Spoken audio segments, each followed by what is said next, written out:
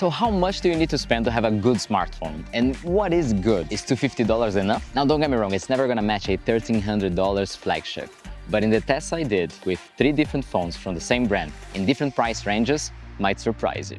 The Oppo A5 Pro 5G, which is around $200, the Oppo Reno 13 Pro, around $600, and the Find X8 Pro, around $1,300.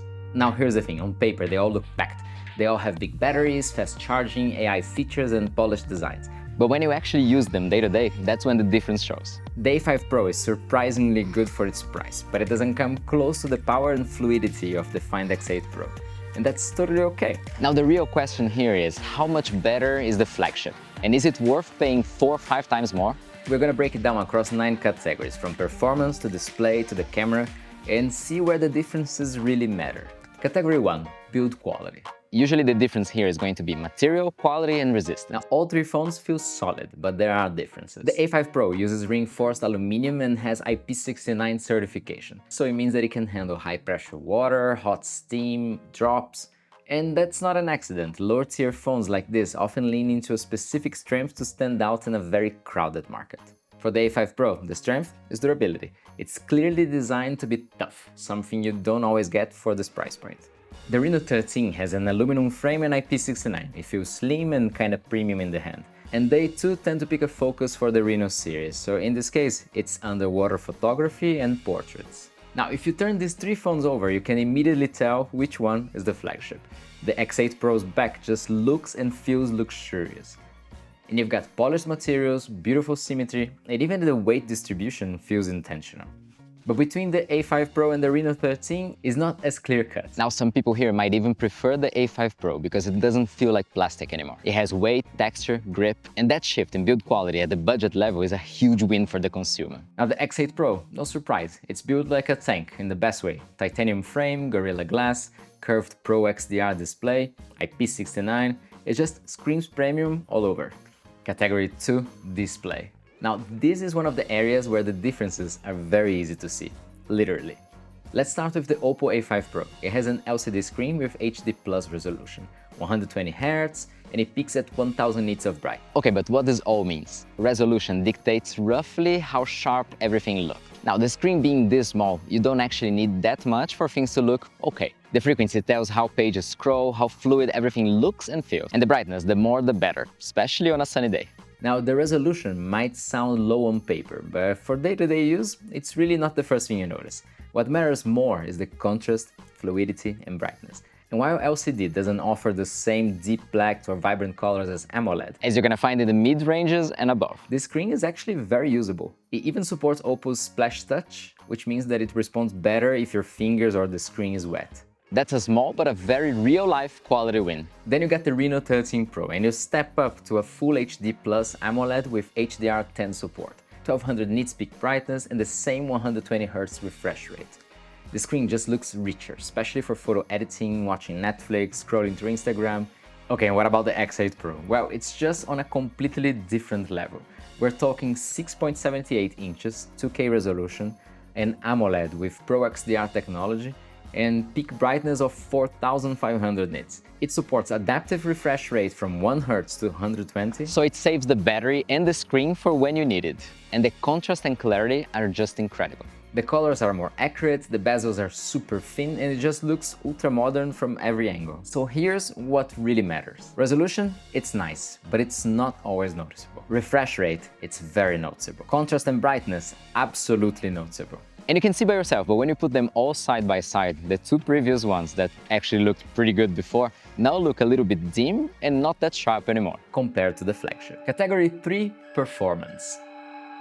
Now here's where things really start to separate these phones. The processor will often be quite on different levels here. The A5 Pro uses a MediaTek Dimensity 6300. It's a very basic processor, but paired with ColorOS and Oppo's optimization, it handles most daily tasks surprisingly well. Messaging, social media, light video watching, it all works fine. But as soon as you try heavier multitasking or gaming, you're gonna feel the limits. And it's not slow, but it's not snappy either. This is a phone built to be reliable, not powerful. The Reno 13 Pro uses a Dimensity 8350, which is a major step up. The apps just launch faster, animations are smoother, and you can comfortably multitask. Casual games run perfectly, and even heavier titles are playable. For most people, this is a perfectly capable chip. Then you get to the X8 Pro. It's powered by the Dimensity 9400. This phone feels fast, instantly fast. Opening apps, switching between video editing and Instagram stories, recording in 4K, it just handles everything with ease. And in gaming, this is where the difference is huge. You get high frame rates, better thermal control, and the headroom to run demanding apps for years to come. To back it all up, we ran 3D Mark on all of them. It's a benchmarking software to see how much they would score. The A5 Pro got a very basic score. It worked, but nothing special. The Reno 13 Pro landed somewhere in the middle. Even better than some of the iPhone 16s or Samsung 24s. And the X8 Pro just maxed out everything, even against the competition. So if you just need a phone that works, the A5 Pro is not gonna let you down. But if you want performance that lasts, or if you game, the difference is very real. Category 4, storage and RAM. Roughly more is better, but the highlight is usually on the number, the quantity of gigabytes you have, but not how fast it is. How fast your phone can open apps, loads media, and handles files.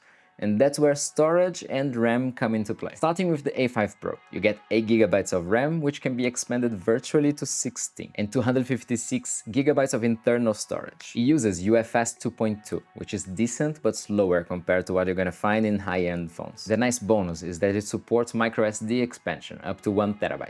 That's something many flagships don't offer anymore. The Reno 13 upgrades to 12 GB of RAM, and you can add another 12 virtually. But that is not as fast as the original 12, with 512 of internal storage using UFS 3.1. Now, this is noticeably faster. You're gonna feel when installing apps, editing videos, transferring files, everything just moves quicker. Then the X8 Pro takes it to the next level. 16 GB of LPDDR5, with another 12 GB of virtual expansion and using UFS 4.0 storage. And it's not just about capacity, it's about speed. UFS 4.0 is lightning fast, and LPDDR5 is not only faster than what the A5 Pro and the Reno use, but it's also more power efficient. Now here's a quick tip. More RAM is good, but faster RAM is often more important. So you could have 16 GB of slow RAM and still feel laggy. And storage works the same way. UFS 4.0 isn't just a spec, it completely changes how your phone feels. So should this be a factor when choosing a great phone? Hell yeah. Category 5, battery and charging. Now let's talk a little bit about endurance. How long these phones last and how quickly can they bounce back once they're drained. Starting with the A5 Pro, it's got a 5800 mAh battery, which is actually bigger than a lot of flagship phones. And it uses 45-watt charging. In our testing, it took about 75 minutes to go from 0 to 100%, and you can get 50% in just over half an hour. It's not bad at all for a phone under $300. And I remind you that of this day, the Samsungs and iPhones still use between 35 and 45 watts charge. And it's gonna last a full day easily, and with light use, it can even stretch into the second day. The Reno 13 also comes with a 5800 mAh battery, but this time you're gonna get 80 watts super VOOC. And that really makes a difference, because now it charges from 0 to 100 in 40 minutes. And that's flagship level speed. And super convenient if you're always on the move and late for something. Battery life here is very solid too. It's easily gonna last a full day of use, even with heavy camera usage and screen time. And then we get to the X8 Pro. It has a slightly larger, almost 6000 mAh battery, and it charges at 8 watts wired and 50 watts wirelessly. This means you're not only getting fast charging wired, but also without any cables. And with it comes a bonus also. If you have someone with you that has a wireless charging phone, you can do reverse charging and give them some juice if they need to. Now, what makes the biggest difference between these three? Charging speed is where you feel the upgrade the most. Battery size is kinda close across the board, but efficiency improves as you go up. And on the flagship, fast wireless plus reverse wireless charging adds serious convenience. This just means that with the flagship phone, you don't even need to think. If you're late for something, 10 minutes of charge is already gonna give you juice enough for the day. So should you think about it when choosing a great phone? Definitely yes. Category 6, camera. Now this is probably one of the most visual and clear differences between different tiers. And starting with the A5 Pro, it's got a 50 megapixels main camera and a 2 megapixels depth sensor on the back, plus an 8 megapixels front camera. In daylight, it does a decent job. Photos are sharp enough, colors are a bit on the warm side, and the AI does clear things up a little bit. But once the light drops, then so does the performance. There's visible noise, focus struggles a bit, and night mode results are hit or miss. You also don't get features like optical image stabilization, which makes handout videos much smoother. And your options are gonna change from phone to phone. 2, 3, 4 lenses, and the quality between them is gonna be different also. Now, the Reno 13 Pro leans into photography. You get a 50 megapixel Sony sensor with optical image stabilization, a 50 megapixels 3.5 telephoto lens, and also a 50 megapixels front camera. Now, this is where mid-range starts to really feel a little bit more premium. Portraits look great, zoom shots are sharp, and it handles backlighting and motion much better than you would expect. Now, the X8 Pro, this is a full-on flagship camera system. You get 4 50 megapixel cameras, main, ultra-wide, telephoto, and periscope zoom. All the main ones with optical image stabilization. You can shoot video in 4K 60 with Dolby Vision on every lens. And the image processing is noticeably better. Colors are richer, skin tones are more natural, and you get flagship level features like AI object tracking. The Hasselblad filters are very nice, and pro shooting modes is amazing. You can shoot RAW or JPEG. So it's not just a great phone camera, it's a creative tool. So should you invest in this? Yeah. You get what you pay for. The higher you go, the less limited you're gonna be. Shooting at night, shooting 4K, doing videos in motion. The gap here is huge. Category 7, software and AI. Now, each brand runs a sort of different system with their own optimization. Now, all 3 phones run ColorOS 15. And when it comes to AI features, here's the truth. The core tools are mostly the same. Things like AI Eraser, AI Best Face, AI Studio, and even underwater photography modes.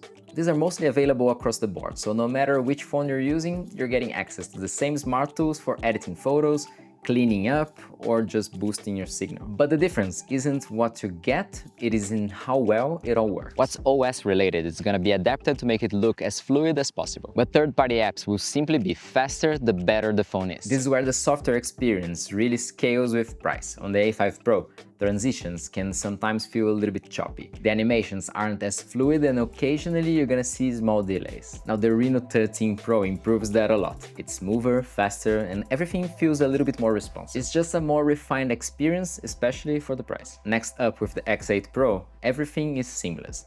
The animations are super polished, you can see that the apps switch in an instant, and the whole interface just feels premium. It's not just the AI tools, it's how fast they open, how well everything integrates together. Some brands implement it better than others, and this definitely impacts the longevity of the phone. Some will pre-install a lot of bloatware, all those apps you never asked for, and others are gonna be a little bit cleaner. And finally, one last thing to research is how long they're gonna support security updates and OS updates. Now, should you be really worried about this topic? In general, most brands are gonna give you some years in advance of updates. But in terms of performance and long-term support, that's where the price really shows. Category 8, Biometrics. Unlocking your phone seems like a small thing, but it's something you do dozens of times a day. And the experience can really shape how a phone feels over time. The A5 Pro uses a side-mounted fingerprint sensor. It's built into the power button and it's fast but basic. It's a reliable method, and the placement is convenient if you're used to unlocking with your thumb or with the opposite indicator. The Reno 13 upgrades to an under-display fingerprint sensor.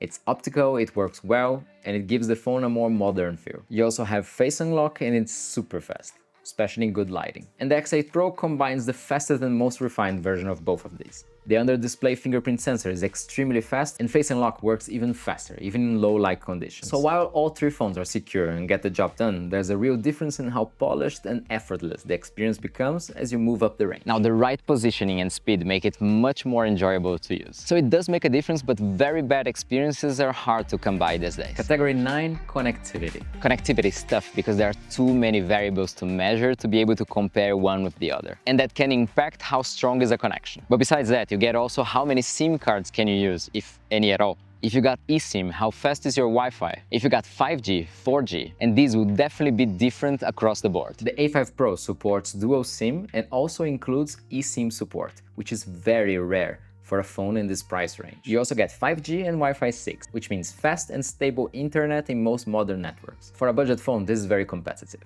The Reno 13 Pro continues that trend with dual SIM and eSIM, along with Wi-Fi 6 as well.